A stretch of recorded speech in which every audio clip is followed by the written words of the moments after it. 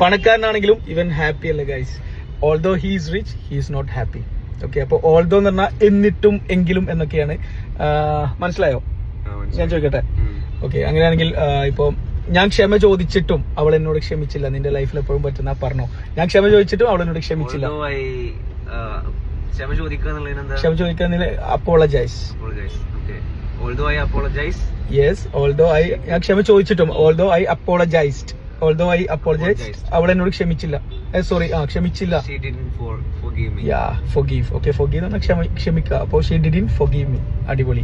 അങ്ങനെയാണെങ്കിൽ ഇപ്പോ അവൻ വീണെങ്കിലും അവൻ കരഞ്ഞില്ല എന്നാണെങ്കിലോ?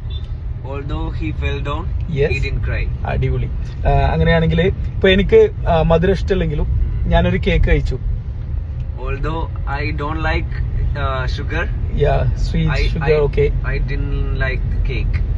ഞാൻ കേക്ക് കഴിച്ചു. I ate the cake. Yes, I ate the cake. അങ്ങനെയാണെങ്കിൽ നിങ്ങൾക്ക് ടാസ്ക് ആയിട്ട് നമ്മൾ എപ്പോഴും ഉപയോഗിക്കുന്ന കേട്ടോ എങ്കിലും എന്നർത്ഥത്തിലാണ് ഓൾദോ വരുന്നത്. ഇപ്പോ അവള് ടയർഡ് ആണെങ്കിലും അവള് റൂമെല്ലാം ക്ലീൻ ചെയ്തു എന്നെങ്ങനെയാ പറയുന്നത് ജസ്റ്റ് കോമെന്റ് ചെയ്യാതെ നമ്മൾ എപ്പോഴും ഉപയോഗിക്കുന്ന. അപ്പൊ ഇതുപോലെ ഒരുപാട് കാര്യങ്ങൾ നിങ്ങൾക്ക് പഠിക്കണോ? പഠിക്കാൻ മാത്രമല്ല സംസാരിക്കണോ. ഇംഗ്ലീഷ് സംസാരിക്കാൻ എല്ലാവരുടെയും ആഗ്രഹമാണ്. പലരും പല പ്രാവശ്യം ട്രൈ ചെയ്തിട്ടുണ്ട്, നടന്നിട്ടില്ല. Trust me guys. അതായത് ഞങ്ങൾക്കൊരു 2 മാസം സമയം താ, നിങ്ങൾ ഫ്രീ ആകുന്നൊരു 45 മിനിറ്റ്. 2 മാസം കൊണ്ട് ലാംഗ്വേജ് സെറ്റ് ആവും. വളരെ ചെറിയ ഫീ ആണ്. റിസൾട്ട് ഇല്ലെങ്കിൽ റീഫണ്ട് പോളിസി ഉണ്ട്. ധൈര്യമായിട്ട് അഡ്മിഷൻ എടുത്തോ. 2 ദിവസം കൊണ്ട് പുതിയ ബാച്ച് വരുന്നുണ്ട്. ബയോയിൽ വാട്സ്ആപ്പ് ലിങ്ക് ഉണ്ട്. Thank you.